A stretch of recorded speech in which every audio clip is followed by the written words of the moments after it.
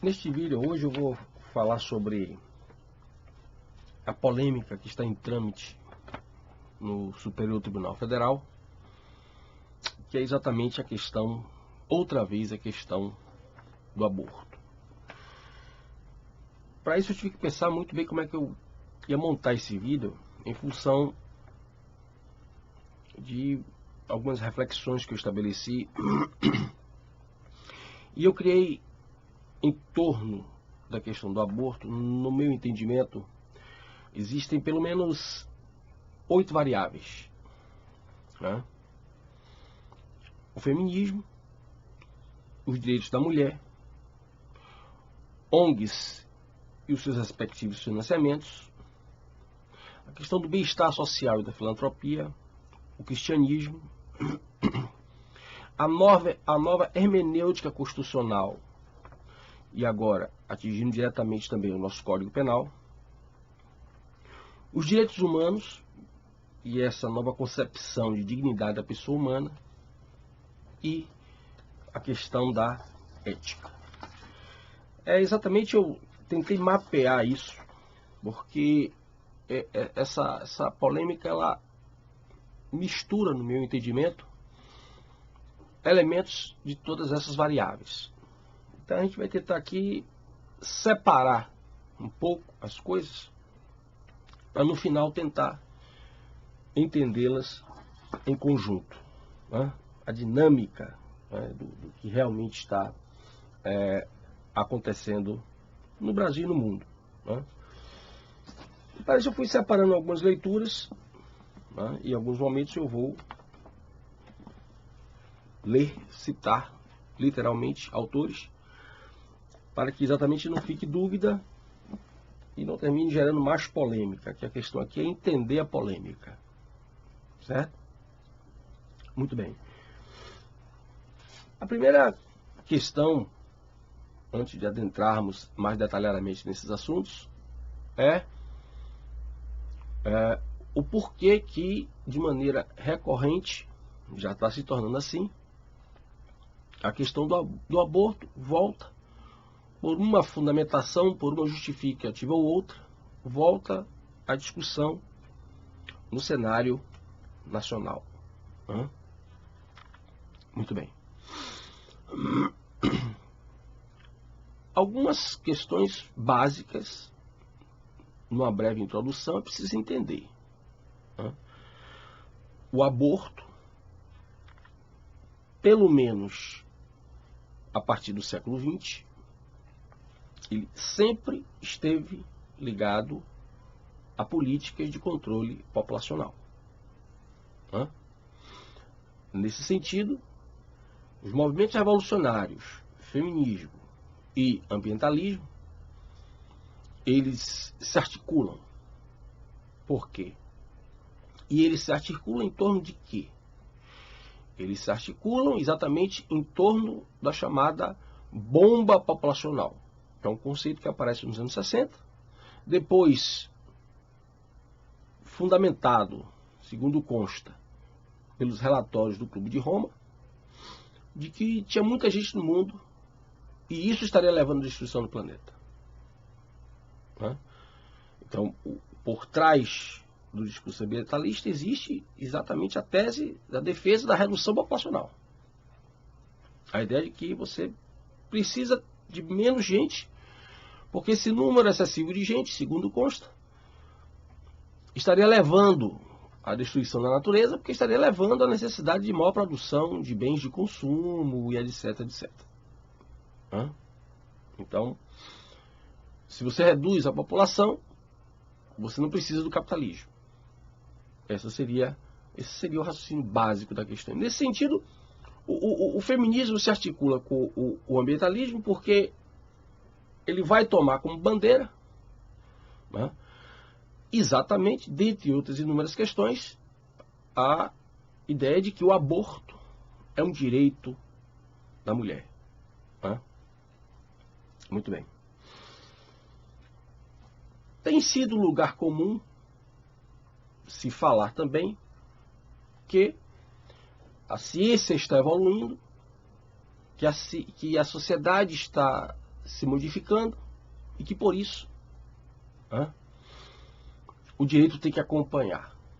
Já tratei sobre isso até em outros vídeos. E de fato. Mas é como eu sempre digo, faço algumas reservas a essas colocações. Primeiro, a sociedade não está exatamente mudando.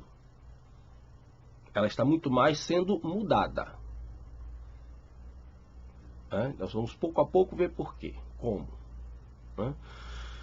Segundo lugar,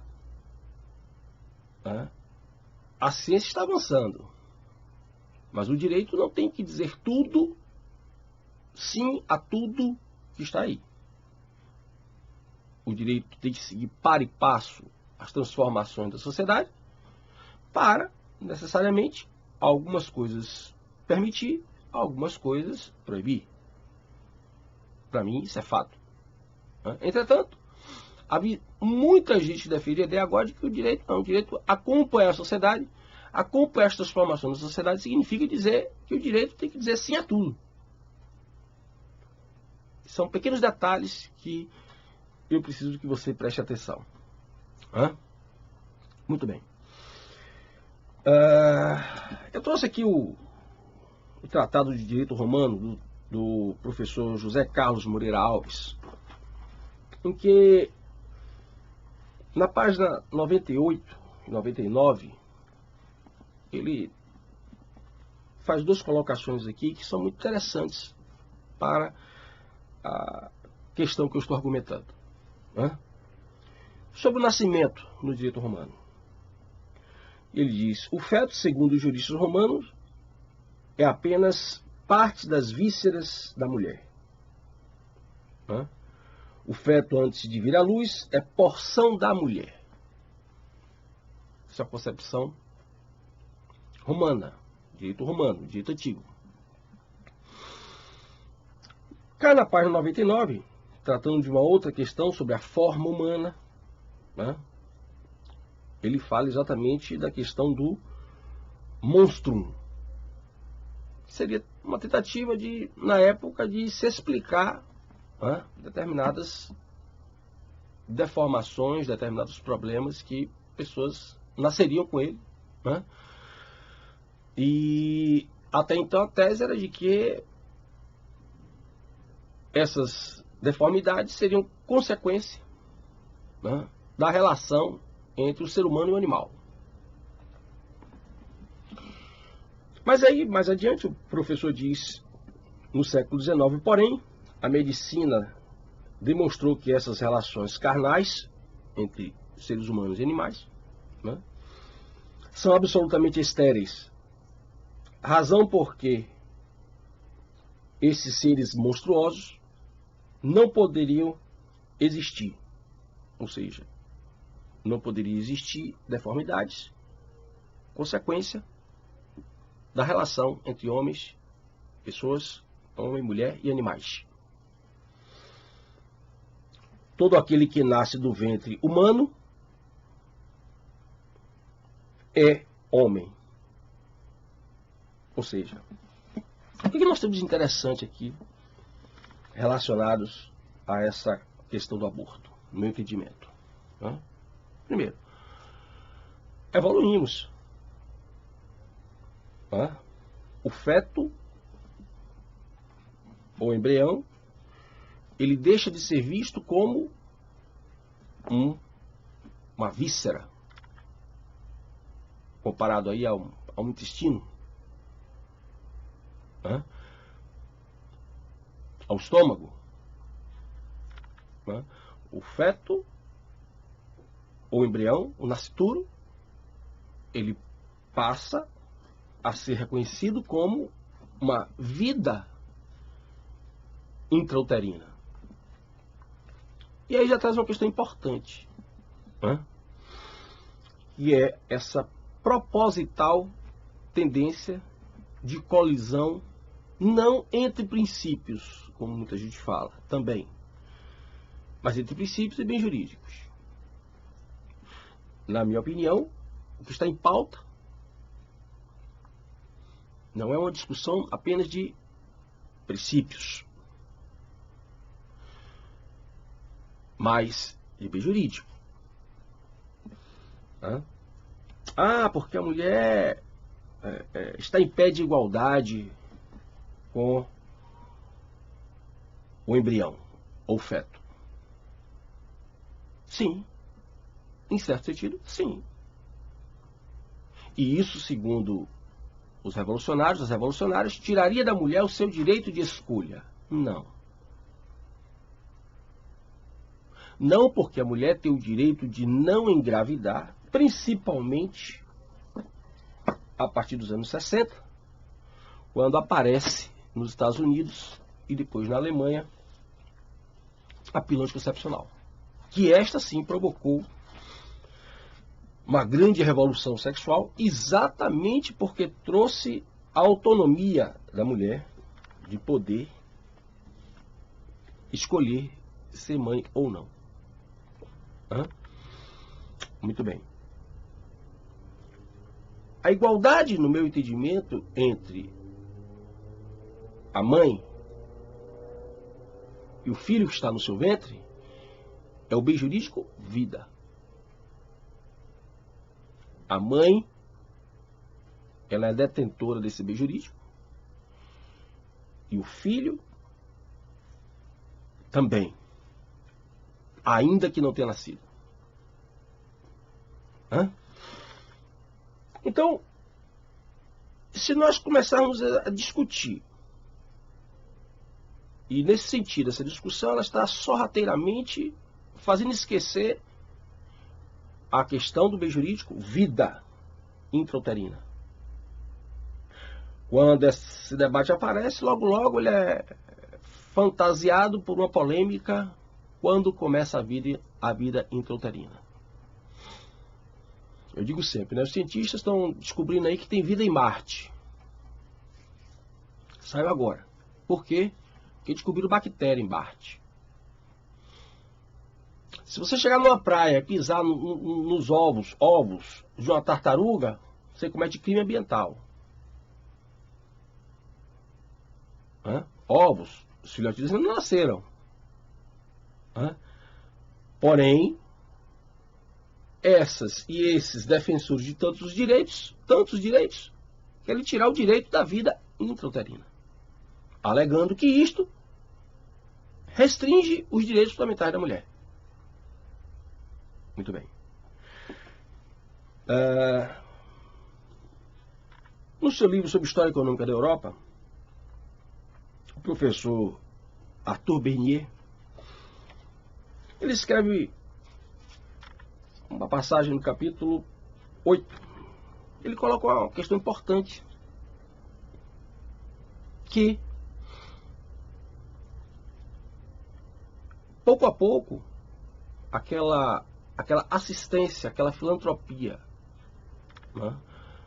promovida pela Igreja Católica, ela vai se desfazendo na medida em que a sociedade medieval ela vai se decompondo. E ele coloca aqui como um marco importante o aparecimento do protestantismo, a reforma protestante, que quebra esses padrões de assistencialismo. E a partir de então, pouco a pouco, o Estado vai passando a ser responsabilizado pelas necessidades de suprir alguma questão que porventura passasse a ser direito. Ele coloca aqui na Inglaterra desde 1601 que a lei explicitamente recomendou ao desfavorecido o direito de receber auxílio das autoridades públicas. Mais um ponto em questão. Então, veja bem, nós temos a evolução do direito e a evolução da sociedade, se é que nós podemos falar assim, de evolução. Mudanças. Foi bem-vinda a articulação entre o desenvolvimento da ciência, particularmente quando se apresenta na medicina. E o direito? Claro que foi. como eu acabei de citar, uma breve passagem, graças ao desenvolvimento da medicina, se descobriu que seres humanos se relacionando sexualmente com animais são estéreis. Observe que essa relação, ela aparece muito mais no sentido protetivo. Quem antes não tinha status de ser humano, graças ao desenvolvimento da ciência e graças à articulação entre a ciência e o direito, passa a ser protegido, passa a ser recepcionado pelo direito como pessoa humana. É bem diferente do que nós temos hoje.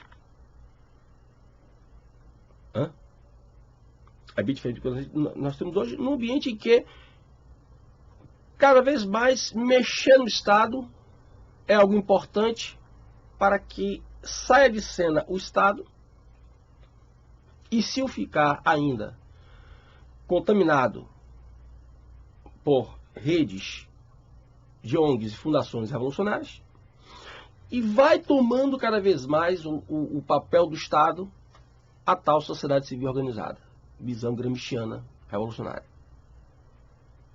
Então você vai deixando a filantropia. E por que é importante abandonar a filantropia católica, diga-se de passagem, cristã?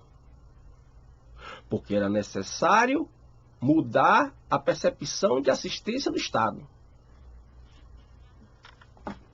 O Estado não poderia estar mais praticando assistências, políticas assistencialistas, pautadas em valores morais, ético-morais cristãos.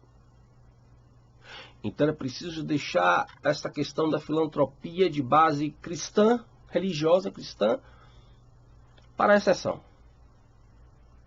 Esse Estado-Deus, Deus é substituído pelo Estado, dentro do socialismo, já expliquei isso várias vezes, né?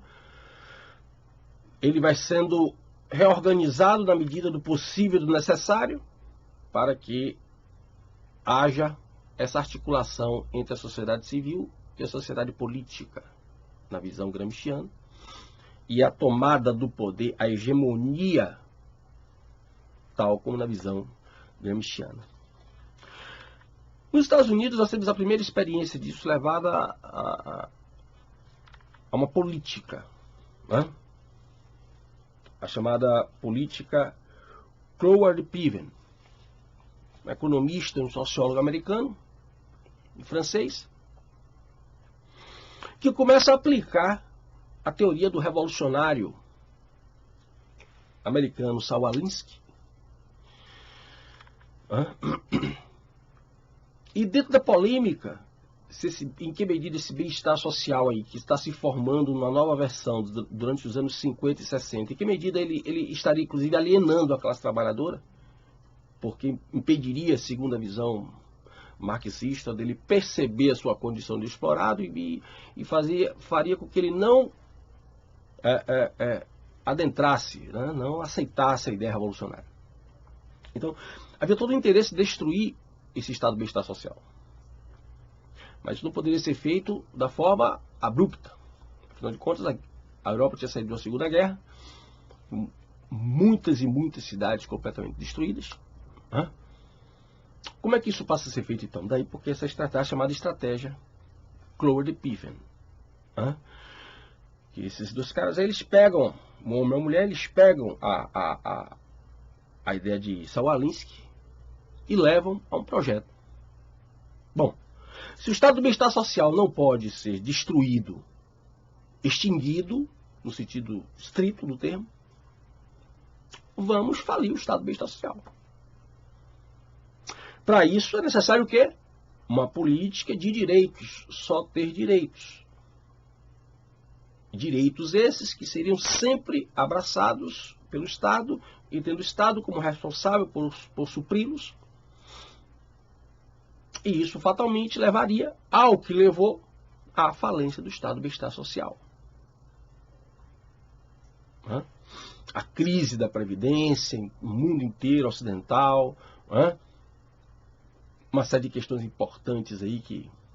Então, o cenário foi pouco a pouco ficando pronto para que, de fato, os movimentos revolucionários tomassem conta dessa sociedade ocidental capitalista. Né? E aí vamos para os discursos alarmistas. Há um tempo atrás se dizia que, num cenário mais atual, né? Se dizia que no Brasil ocorriam 4 milhões de abortos por ano. Eu dizia assim, 4 milhões de abortos é quase a população do Uruguai. Né? Onde é que estão escondendo tanto feto? Né? Muito bem. Os números agora alarmistas melhoraram. 1 milhão. Baixou bastante. Porém, no relatório que está no site do Senado, né, Estatísticas do Aborto, Audiência Pública, Comissão de Direitos Humanos, Senado Federal, desmonta ponto por ponto da argumentação que vem sendo utilizada, inclusive agora nessa ação do STF, a de que no Brasil ocorrem algo em torno de 1 milhão a 1,5 milhão de abortos por ano. Né? E aí, o pessoal começa aqui a comparar números, inclusive através de dados do DataSUS, que é uma das fontes ainda mais confiáveis no Brasil para determinadas questões, né? E começa a mostrar que, muito pelo contrário, né? Você pode baixar esse relatório. Né? No Brasil, o que ocorre, então, por ano, né? O que ocorreu em 2015, foi, na verdade, internações hospitalares devidas ao aborto, 103.134 internações por consequência do aborto. Muito bem. Aí dizem que a mulher está morrendo pelo aborto, e ainda botaram aí um relatório aí de aborto, que as mulheres que mais sofrem são as negras, são as indígenas, as nordestinas, sempre aquele apelo emotivo, né, para cercear discursos em contrário. Que dos países em que houve a legalização do aborto, que o aborto diminuiu, mentira. Esse relatório mostra, muito pelo contrário, que a legalização do aborto levou a um aumento exponencial do número de abortos praticados nesses países. Por exemplo, nos Estados Unidos, nos anos 70, foram praticados 193.491 abortos. Em 2008, 1.212.350. Ou seja, um aumento de 325% com relação a 1980, que foi 1.553.890.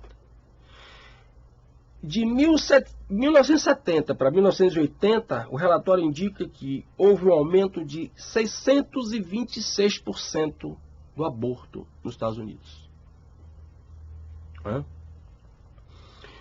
Suécia. O aborto é legalizado em 1939. Em 1939, a Suécia teve, dados oficiais do Estado, 439 abortos. Em 2010, 37.698. A Espanha, que legalizou o aborto em 85. Em 87, a Espanha tinha 16.766 abortos. Em 2011, 118.359 abortos, um aumento de 488%. Isso aqui só para... Existem muitas outras, né? etc, etc, etc, etc. E mais interessante, né? O número imenso de mulheres que morrem por questão de aborto. Né? Em 2011, ocorreram 1.542 mortes maternas, mulheres por complicações com questões maternas, não necessariamente aborto, por questões maternas. Muito bem. Desses 1.542 óbitos de mulheres por questões maternas, de maternidade, de gestação,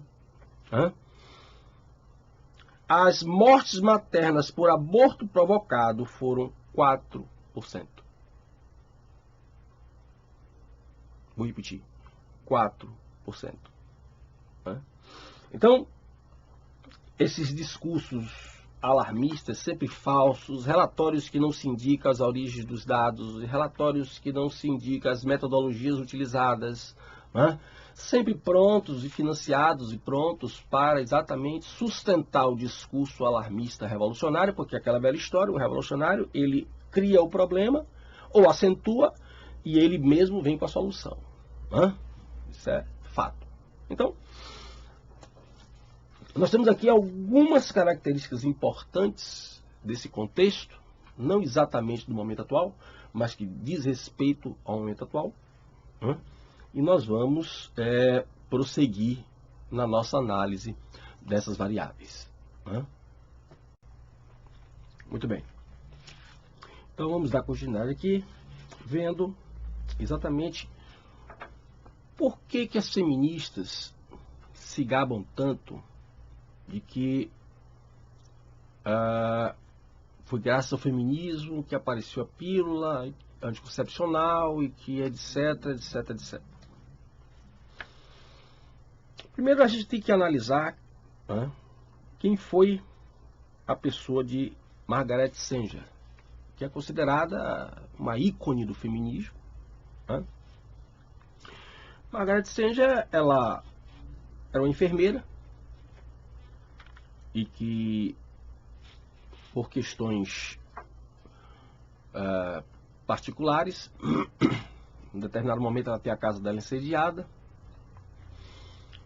já casada, e vai viver num asilo com o marido, e lá ela começa a fazer trabalhos com população pobre, e começa inclusive a escrever para alguns meios de comunicação, revistas, jornais socialistas, sobre a higiene sexual. E ela tem a infelicidade de uma mulher morrer junto a ela por conta da prática do aborto. Muito bem. É importante deixar claro aqui que esse vídeo não trata de fazer julgamentos de quem quer que seja, tá bom? Então, para você que assiste esse vídeo e praticou um aborto, não está em questão aqui a conduta de ninguém.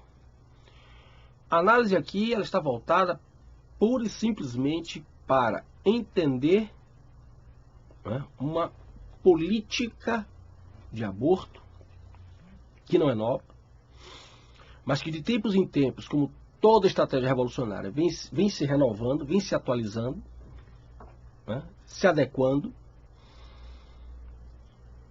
e entender os fundamentos dessa política e como isso está nos afetando atualmente, particularmente não só na nossa vida, nos nossos valores, mas também na questão inclusive de ordem jurídica, porque uma vez que entra no campo jurídico, nos afeta diretamente, evidentemente. Então, quero deixar bem claro aqui, não se trata de estar fazendo aqui julgamento de pessoas. Se trata sim de uma análise desta aplicação de uma agenda que visa o controle populacional e que usa os mais diversos discursos para empreender esta agenda. Particularmente, o discurso do ter direitos. Tá ok? Muito bem. Então, continuando, a Margaret Sanger, ela vai após isso, se unir a uma milionária, Catherine Corneille, e juntas elas vão criar a primeira clínica abortiva instalada exatamente no bairro do Brooklyn, Estados Unidos. Um bairro negro, eminentemente negro, até os dias de hoje, população negra. É isso? Muito bem. Mas o que isso tem a ver? Tem a ver com o fato exatamente de que, apesar de que algumas pessoas tentam fazer uma reinterpretação das falas da senhora Margaret Sanger, Margaret Sanger, ela era uma árdua defensora da eugenia. E a ideia do aborto, que a princípio pode advir de um trauma pessoal, como colocam alguns em algumas versões mais suaves, era a mesma política eugenista que foi aplicada depois na Alemanha, que ganhou vulto também com o nazismo, com o hitlerismo, mas não tem nada de novo. É só estudar aí o aparecimento do malthusianismo e do darwinismo que você vai ver que as políticas de controle populacional associadas a visões eugenistas, elas perpassam todo o mundo ocidental, pelo menos. E a dona Margaret Sanger, eles contratam um cientista chamado George Pincus. Até 1965 era proibido qualquer tipo de contraceptivo nos Estados Unidos.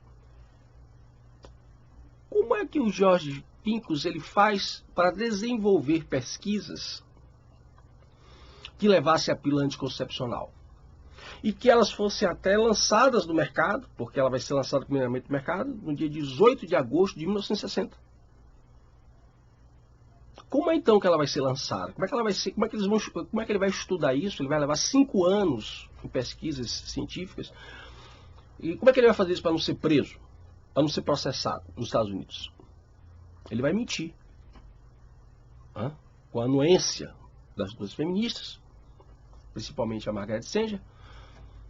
Ele vai dizer que a pesquisa dele está voltada para desenvolver uma medicação que pudesse atenuar os efeitos colaterais da menstruação, atenuar as características da menstruação. Com essa fachada de busca de atenuar os efeitos da menstruação, na verdade o que estava sendo feito era uma pesquisa para a pílula anticoncepcional, e ela vai ser lançada no mercado com essa perspectiva de atenuar problemas de ordem ligados à menstruação. Logo, essa clínica criada pela senhora Margaret Sanger vai se tornar a famosa Planned Parenthood, que é a maior agência abortista do mundo, que hoje continua recebendo financiamentos de milionários americanos e europeus, e muitas vezes também recebeu financiamentos do governo americano. Só para dizer o mínimo, esse financiamento foi cortado no período do governo Bush. São financiamentos da ordem de milhões de dólares.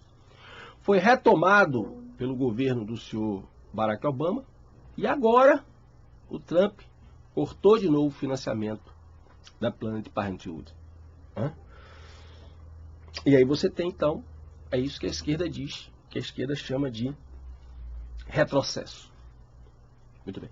Então, existe uma relação entre o feminismo e a pílula anticoncepcional?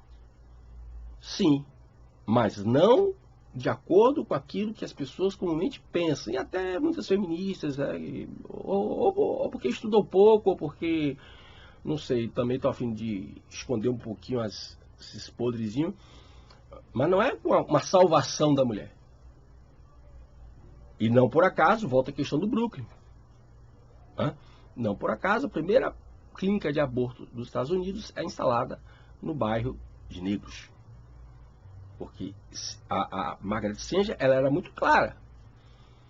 A população negra tinha que ser exterminada.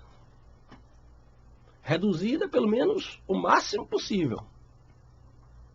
Então, hoje, quando as feministas brasileiras gritam que as mulheres mais atingidas por morte de aborto são as mulheres negras, são as mulheres nordestinas, são as mulheres indígenas, elas estão repetindo o discurso da senhora Margaret Sanger, mesmo sem saber. Mesmo que não tenha essa intenção. Mesmo que elas acreditem nessas falsas estatísticas monstruosas de que milhões de mulheres morrem de aborto no Brasil por ano, o que os dados do SUS não confirmam, mesmo que elas acreditem nisso, ainda assim elas estão propagando um discurso eugenista. Se o aborto vier a ser reconhecido como algo legal pelo Supremo, a partir desta arguição de descumprimento de preceito fundamental, essas populações serão as mais atingidas. Exatamente essas populações, sendo coerente com o discurso alarmista feminista, essas populações, mulheres negras, indígenas, nordestinas, elas vão praticar mais aborto. Não esqueçamos da ação do Benfam, na década de 70, no Brasil, que esterilizou milhões de mulheres brasileiras, sem que elas nem soubessem, inclusive através de hospitais públicos.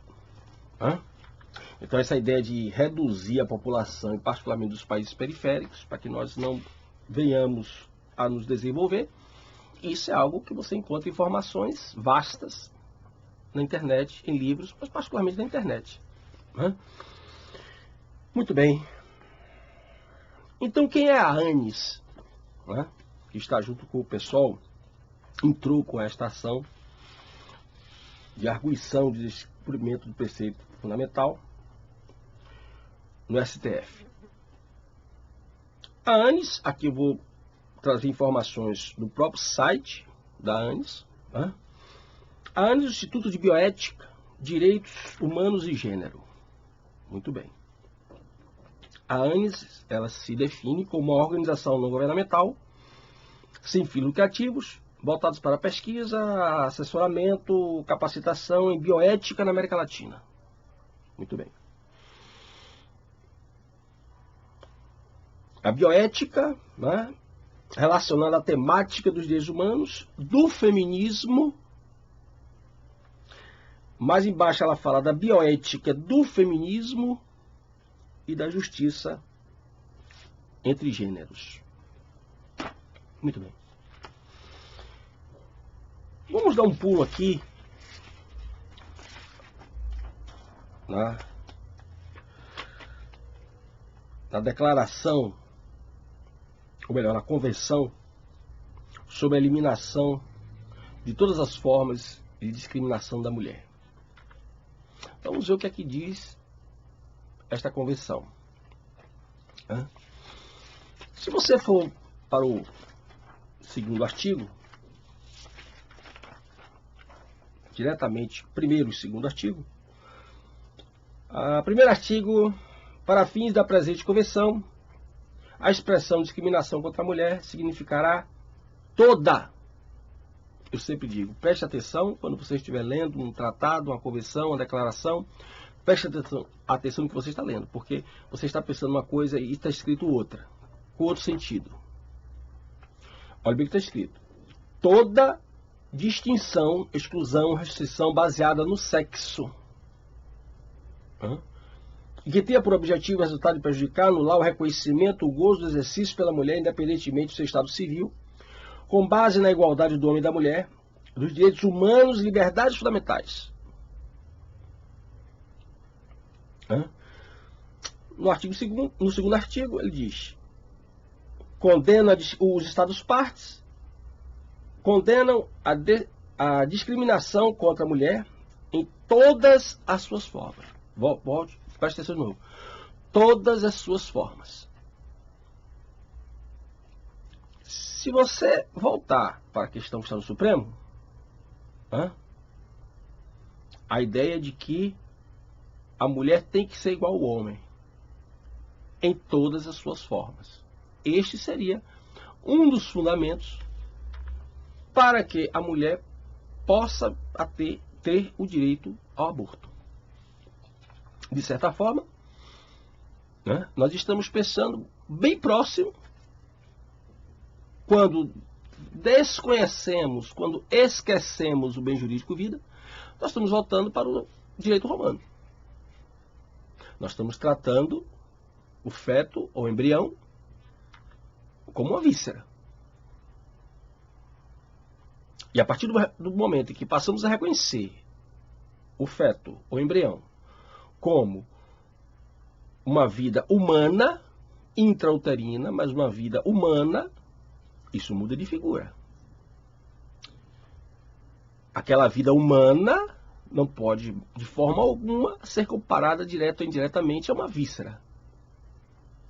Mas para isso, recorre-se à questão dos princípios, da dignidade e deixa-se de lado a questão vida.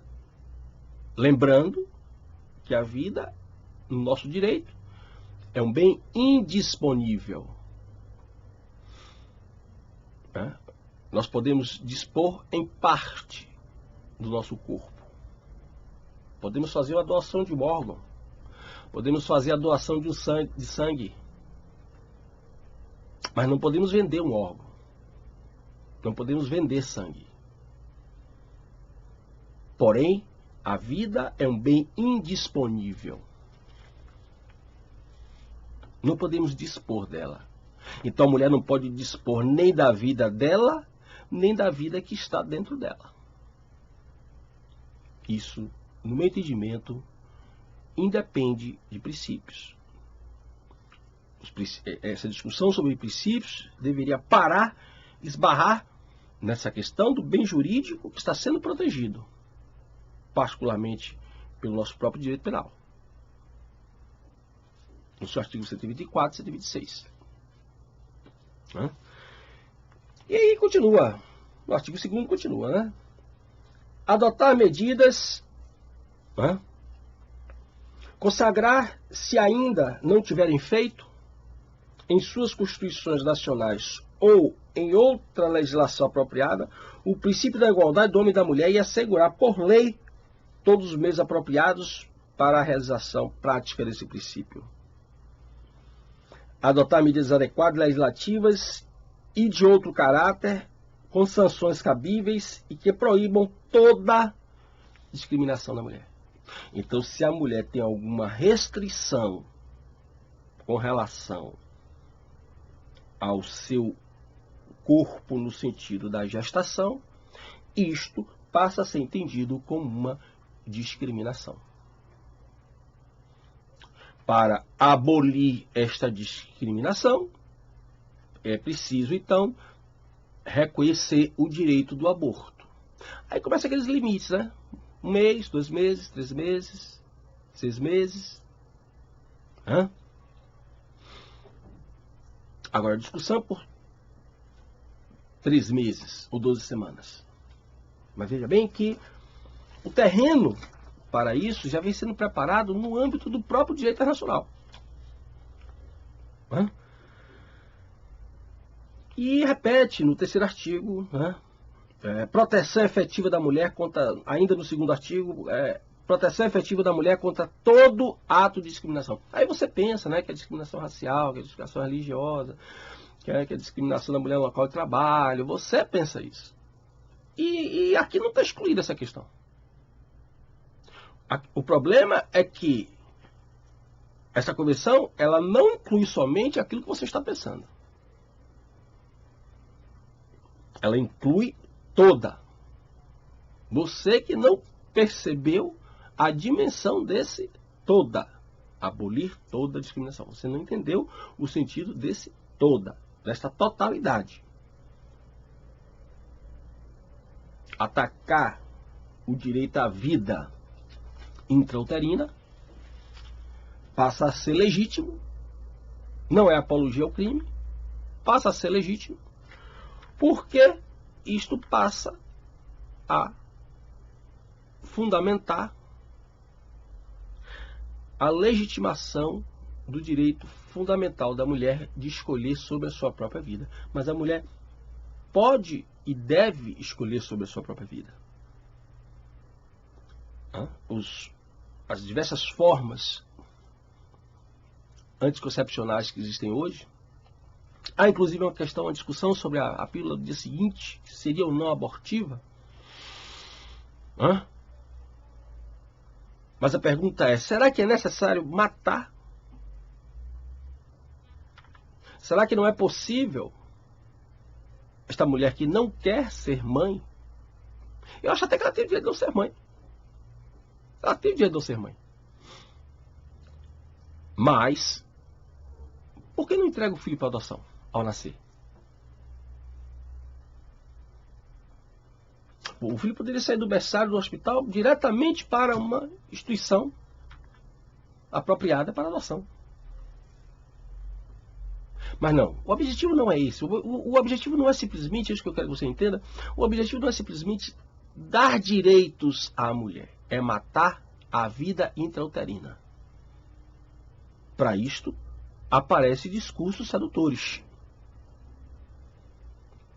E quando surgiu o problema do anencéfalo, em que o Supremo terminou por decidir a favor da interrupção da gestação do feto anencéfalo, eu ainda não gravava vídeos, mas eu chamava muita atenção para isso, né? Cuidado, porque isso não vai parar aí. Pronto, chegamos. E a mesma Anis está por trás da ação do feto anencéfalo, agora o aborto até os 3 meses de gestação. São ONGs brasileiras, mas que recebem financiamentos estrangeiros para atuar no Brasil, atendendo interesses estrangeiros. Inclusive, muitas dessas ONGs agora nos seus sites estão escondendo, né? Elas estão escondendo, omitindo os seus apoiadores.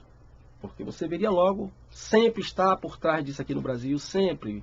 É de praxe, a Fundação Ford, a Fundação Rockefeller. Sempre. Todas as políticas ligadas à saúde pública, relacionada à gestão, gravidez, gestão, estão por trás. Ligada à ideia da saúde da mulher, estão por trás. A Fundação Ford, a Fundação Rockefeller, isso para dizer o mínimo. Então, que interesses são esses que estão atuando no Brasil? Reduzir a população de brasileiros, reduzir a população dos países pobres, dos países mestiços, dos países... Se você pegar os escritos da dona Margaret Sanger e comparar com os escritos nazistas, tem diversos autores mostrando essa comparação, não é invenção minha. Não é invenção minha. Basta você pesquisar. A moda eugenista estava muito alastrada, que veio dar aquele pipoco, tomar aquela saliência, digamos, chamar a atenção das pessoas com a questão do hitlerismo, do nazismo, mas aquilo era muito comum já desde o século XIX. E a senhora Margaret Sanger, ícone do feminismo ocidental, era uma ferrenha, inclusive fazia palestras dentro de grupos da Ku Klux Klan. Sim, senhor, dentro de grupo da Ku Klux Klan, ela tinha uma grande afinidade com o grupo chamado Ku Klux Klan. Um dos mais destacados grupos, organizações racistas dos Estados Unidos e do mundo ocidental. É isso aí. Certo? Então, pesquise sobre essa questão. A Margaret Sanger, a Planned Parenthood, financiamento dessas ONGs agora aqui no Brasil sobre questão de saúde da mulher, você vai ficar assustado com o que você vai encontrar. Bem, então, até seguramente 1948, a Declaração Universal de Direitos Humanos, a concepção de dignidade estava atrelada diretamente à relação entre o indivíduo e o Estado. A Declaração de 48 ela vai ser uma composição, né, em que ocorre a adaptação no seu preâmbulo da Declaração Americana do século XVIII e nos seus artigos uma adaptação da Declaração Francesa também do século XVIII. Até então, né, de acordo com os grandes problemas modernos, como eu já tratei em diversos outros vídeos, essa adaptação foi bem-vinda. Mas volto a ressaltar a relação entre dignidade na relação entre Estado e indivíduo. E nesse momento, ela se encaixa muito bem nesse contexto, por conta exatamente do massacre que ocorre na Alemanha com relação à Segunda Guerra Mundial e mais particularmente a questão do massacre dos judeus. E não é por acaso que não se trata, não se enfatiza o problema do massacre também na implantação do comunismo na União Soviética e na China. Isto porque, na sua histórica composição, logo que agrega ao conjunto da ONU a Rússia, a União Soviética e a China, não seria de bom tom, né, que esses dois países se autodenunciassem, ou que fossem denunciados como protagonistas de um massacre, né, muito maiores, inclusive, do que o que ocorreu na Alemanha. Então, o problema alemão, né, do genocídio lá dos judeus ficou assim, muito interessante, politicamente falando, porque atendeu a diversos interesses, né? Então, silencia um lado e enfatiza o outro, né? E esse outro se transforma, em certa medida, num bode expiatório, né? Mesmo que sendo denunciadas as verdades, né? Muito bem. Então a relação é entre indivíduo e Estado. Por quê? Porque neste momento é o Estado o protagonista de um massacre. Mas pouco a pouco, com o desenvolvimento da ONU, surge o Conselho Econômico e Social da ONU.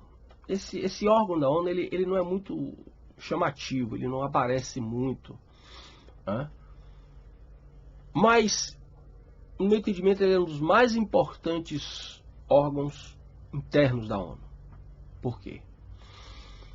Porque foi através dele que, exatamente, a Rússia e a China começaram a infiltrar ideias comunistas, né? E pouco a pouco você vê, isso não está muito bem demarcado, mas bem a partir dos anos 60 você começa a ver uma mudança de visão sobre a questão dos direitos humanos. O primeiro aspecto dessa mudança estava exatamente na questão da criminalidade, né? Esse giro criminológico, como é chamado, que se vê hoje, né, em que o bandido passa a ser vítima, né, começa a sua semente, lançadas as primeiras sementes lá, pelo Conselho Econômico e Social da ONU. Né? E pouco a pouco vai se emitindo relatórios, pareceres, resoluções em que o problema estava na sociedade capitalista e que o crime era um problema socioeconômico. Nesse ambiente, no decorrer desse percurso, nunca apareceu em cena a criminalidade dos países socialistas, claro. Se pressupõe que o comunismo aparece na Terra, você há de convir, então, que não fazia sentido denunciar a criminalidade, né, dentro dos países comunistas. Então, os países comunistas seriam paraísos. Muito bem. Então, todo o problema está ligado à questão socioeconômica, então todo o problema está ligado à sociedade capitalista, então temos que destruir a sociedade capitalista. Isso começou a ganhar repercussão no ambiente acadêmico, né? E você vai começar a ter diversos autores defendendo essa questão, professores, etc., né? E a coisa vai ganhando. Outra questão importante para compor esse universo, né, é exatamente esta reinterpretação da obra marxista, exatamente na sua questão, o artigo de Marx, a questão judaica. Aqui no Brasil é dado muito pouca atenção a esse trabalho dele, mas é lá na questão judaica que Marx, inclusive, ele vai se opor à Declaração Francesa, chamando, inclusive, a Declaração Francesa de um conjunto de direitos egoístas próprios da sociedade burguesa. Dentre eles, a liberdade individual e a dignidade da pessoa humana como pensada até então, né? De forma individual. A coisa vai andando e logo logo você começa a ter a aplicação de diversas estratégias neomarxistas, adaptações, releituras e adaptações do marxismo, que eu já explorei isso muito em outros vídeos. E você vai criando, você vai vendo o aparecimento dos chamados novos proletariados, né? A questão da dialética revolucionária, que eu sempre tenho chamado a atenção, ela não desaparece, ela ganha novas aparências, né? Novos contornos. E você precisa substituir esses dois extremos da tese da antítese, burguesia, proletariado. Você precisa criar novos grupos conflituosos. Nesse sentido, as ONGs, as fundações, as organizações da chamada sociedade civil organizada, já na visão gramsciana, né, e também muito incentivado nos Estados Unidos pelo Saul Alinsky, como eu falei, elas vão ganhando espaço, cada vez mais espaço, e volta aí o início, né, a ideia da luta por direitos. Nessa composição vão aparecendo, então, o conceito e o novo significado de minorias. Minorias essas que, ora você utiliza de uma forma, você vai ver ser utilizado de uma forma, ora você vai ser utilizado de outra, né? Na hora que você quer cota racial, o negro é maioria. Na hora que você quer uma outra política, o negro é uma minoria discriminada. Então você começa a ver uma adaptação bastante atendendo interesses ideológicos dessas composições conceituais, e o certo é que você vai observando a formação de novos conflitos dialéticos. Branco, negro, hétero, homo, homem, mulher, né? Ambientalismo, humanidade, população, né? Então você começa a ver todo o mundo cada vez mais, principalmente o mundo ocidental, que é o que interessa esses movimentos revolucionários, sendo redividido, sendo todo fracionado, todo fragmentado, de forma a estar num permanente conflito. Muito bem. Nesse sentido, então, começa a se mudar a interpretação dos direitos humanos, né? Porque aquele indivíduo agora, ele é substituído pelos coletivos. E esses coletivos, eles não estão necessariamente em uma oposição ao Estado, como estava o indivíduo versus Estado, na visão anterior. Não. Agora você tem uma composição em que esses novos coletivos, muito ao contrário, eles agora devem ser protegidos pelo Estado, através do Estado, contra as ações dos opressores. Você entendeu o sentido da coisa? A lógica? O indivíduo é substituído pelo coletivo, essas novas formas de coletivo revolucionárias, né? E esse coletivo, ele não se confronta com o Estado. O Estado tem que fazer parte da defesa desse coletivo que é discriminado. O Estado tem que proteger esse coletivo discriminado desse grupo opressor. Aí você começa a ter branco, hétero, machista, tudo aí que você está vendo aí. Hã? Muito bem. Então é a partir dessa transformação lenta, silenciosa, porém gradual, da concepção de direitos humanos, que vai afetar, por sua vez, nas constituições, a concepção de direitos fundamentais. E como se não bastasse um efeito esperado, isso começa a afetar também a hermenêutica constitucional. Porque você começa a ter novas visões sobre a hermenêutica constitucional. O juiz tem que interpretar a lei. Sempre teve. Porém, quando a lei é obscura, quando ela apresenta lacunas. Mas se a norma é clara, precisa, taxativa, é a aplicação da norma. Porém, esta visão, ela vai sendo deixada gradativamente de lado. E, através das convenções, dos tratados e convenções, você começa uma nova concepção de que as constituições deveriam agora ser interpretadas a partir dos tratados de direitos humanos. Então, o que está escrito na Constituição não é mais bem aquilo ali. Depende. Só se for condizente com os tratados de direitos humanos. Muito bem. Outra vez aqui, então, eu vou fazer recurso aqui da citação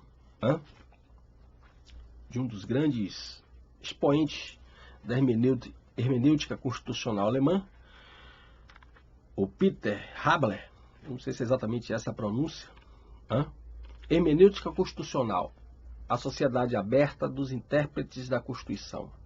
Contribuição para a interpretação pluralista e procedimental da Constituição. Aqui é bem um exemplo do que está acontecendo no direito e o que vocês estão vendo agora se refletindo no Superior Tribunal Federal, no Supremo Tribunal Federal em Brasília, com essa nova ADPF, que está exatamente arguindo, questionando a constitucionalidade da criminalização do aborto pelo nosso Código Penal. Porque seria uma lei anterior à Constituição, então teria que passar por esse crivo do Supremo. Até aí nenhum problema. Tudo isso está dentro da legalidade, dentro da constitucionalidade, está previsto na Constituição, então nenhum problema. A questão é, vamos lá, sobre a hermenêutica constitucional. Por ser exigível um conceito mais amplo de hermenêutica, cidadãos e grupos, órgãos estatais, o sistema público e a opinião pública representam forças produtivas de interpretação. Eles são intérpretes constitucionais, em sentido lato, atuando nitidamente, pelo menos, como pré-intérpretes. Então, observe que a questão não é simplesmente recorrer ao certo e errado. Mas observe que a doutrina hermenêutica constitucional da chamada sociedade aberta, ela cria uma nova visão da interpretação da Constituição que traz a sociedade civil organizada como partícipe dessa interpretação. Até algum problema? Não necessariamente. O problema está, volta aí, o problema está que esta sociedade civil organizada, ela visa uma meta que não é exatamente a que está na Constituição. Enquanto a Constituição visa, a priori, manter uma sociedade ordenada, o Estado de Direito, o Estado subordinado à Constituição, esta doutrina da sociedade aberta, ela visa desorganizar a sociedade. São ideias neomarxistas, entrando pelo direito, a começar pelo topo do ordenamento jurídico, as próprias constituições e as suas hermenêuticas constitucionais. Então você tem o quê? Uma desorganização desta sociedade fundada na moral cristã, que eu já falei muito sobre isso em diversos outros vídeos, não vou me expandir aqui agora. E o direito ele se torna uma instituição, um universo importantíssimo para esse projeto. Porque a lei lhe obriga, o tribunal lhe obriga, mesmo que você não concorde. Então você começa a ter aí o perigo do uso. Vamos fazer recurso aqui de novo. O que é arguição de descumprimento de preceito fundamental? Então nós vamos fazer aqui, usar aqui a definição do professor Paulo Ramilton Cerqueira Júnior, no seu livro Direito Processual Constitucional, onde ele afirma: a Constituição Federal de 1988 previu expressamente a arguição de descumprimento de preceito fundamental que, ao lado das ações de controle de constitucionalidade, é mais um instrumento com a finalidade exclusiva de defesa da integridade da Constituição. Veja bem, defesa da integridade da Constituição. E dos direitos fundamentais. Óbvio. Assim, havendo violação do preceito fundamental, surge a possibilidade do acesso ao Supremo Tribunal Federal, que é o guardião da Constituição. Tudo ótimo. O que a gente não contava era com essa nova empreitada via a utilização de determinados institutos para se atingir o direito dentro do seu miolo, a partir da cabeça. E aí cabe lembrar aqui também, fazendo outra breve citação, que quando se tratou da mesma ação, mesmo tipo de ação, para discutir a questão da interrupção da gestação do feto anencéfalo, vai se pronunciar, são votos vencidos, o Lewandowski, na época ainda o Peluso, e observe bem o que é que esses dois ministros afirmam nas suas decisões, apesar de votos vencidos. O Lewandowski, abre aspas, não é lícito ao mais alto órgão judicante do país, a pretexto de empreender interpretação conforme a Constituição, envergar as vestes